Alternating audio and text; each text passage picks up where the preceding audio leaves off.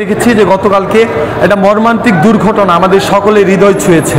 আমাদের ছোট্ট ছোট্ট বাচ্চারা যারা এই বাংলাদেশের ভবিষ্যৎ প্রজন্ম, তারা একটা বিমান দুর্ঘটনায় অজস্র শিক্ষার্থী নিহত হয়।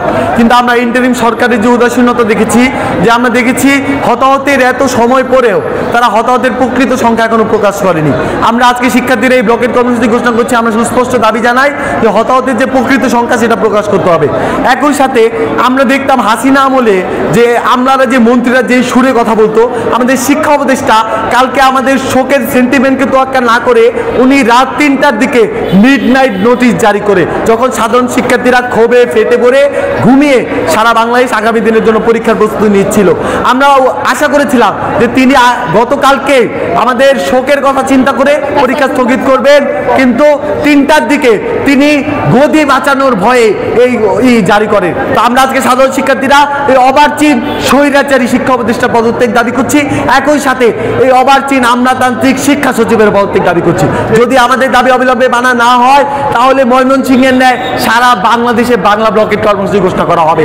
ময়মনসিংহের শিক্ষার্থীরা জুলাইয়েও হারেনি, এবারের জুলাইয়েও হারবে না।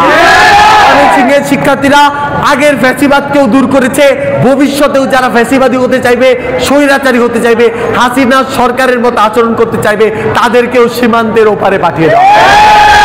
শিক্ষার্থীরা সদা প্রস্তুত, সদা জাগ্রত। কর্মসূচির প্রধান কারণ হচ্ছে গতকালকের দুর্ঘটনার পরেও আমাদের শিক্ষা উপদেষ্টা, আমরা শিক্ষা উপদেষ্টা বলতে চাই, শিক্ষা উপদেষ্টার এরকম একটি সিদ্ধান্ত, তিনি মিডনাইট মিনিস্ট্রির মাধ্যমে রাত 3টায় আমাদের পরীক্ষা স্থগিতের ঘোষণা দেন, একটি প্রহসনমূলক ঘোষণা দেয়। এবং আমাদের আজকের দাবি আমাদের শিক্ষা উপদেষ্টার পদত্যাগ। আমরা চাই আজকের মধ্যে শিক্ষা উপদেষ্টা এবং শিক্ষা সচিবের এমন হীন সিদ্ধান্তর কারণে আমরা চাই তার একটি পদত্যাগ হোক।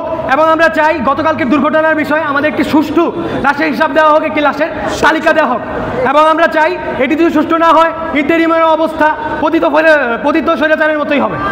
তো একটা দেশে যদি রাষ্ট্রীয় শোক ঘোষণা করা হয়, সেই দেশের এসএসসি 25 ব্যাচ কীভাবে একটা জাতীয় একটা পরীক্ষায় অংশগ্রহণ করবে? এটা কোন যুক্তিতে হয়? আমাদের শিক্ষা উপদেষ্টা কি অশিক্ষিত? তাছাড়া আমাদের যে বাচ্চারা মারা গিয়েছে, আমাদের ছোটো ছোটো ভাই বোনেরা, সেই লাশের সংখ্যা নিয়ে টাল বাহানা করা শুরু হয়েছে। সেই লাশের সংখ্যা আমাদের কাছে ক্লিয়ার না, সেই লাশের সংখ্যা আমাদের কাছে ক্লিয়ার করতে হবে। এবং কেন শিক্ষা উপদেষ্টা আমাদের চাপে পড়ে শুধুমাত্র তার গদি বাঁচানোর জন্য এই পরীক্ষা বাতিল করলো? কেন তিনি মানবিক বিবেচনায় আমাদের পরীক্ষা বাতিল করলেন না? সেই জবাব আমাদেরকে দিতে হবে এবং দেশবাসীর কাছে ওনার ক্ষমা চাইতে হবে। আমাদের দাবি হলো এই লাশের সংখ্যা আমাদের কাছে ক্লিয়ার করতে হবে এবং কেন এই ঘটনা ঘটলো, এই ঘটনার সাথে সংশ্লিষ্ট জড়িত সবাইকে শাস্তির সম্মুখে আনতে হবে। এটাই আমাদের দাবি।